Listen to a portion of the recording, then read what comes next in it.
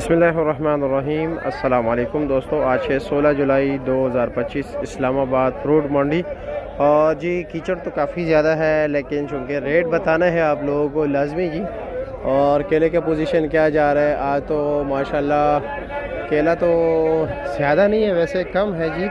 1 2 3 4 5 6 7 8 9 10 11 12 13 14 15 16 17 गाड़ियाँ है। वैसे 30-35 गाड़ियाँ होती है जी। रमज़ान मुबारक में तो फिर 40 से भी जो है ना अबूर कर जाता है। चलो जी देखते क्या रेट जा रहे हैं।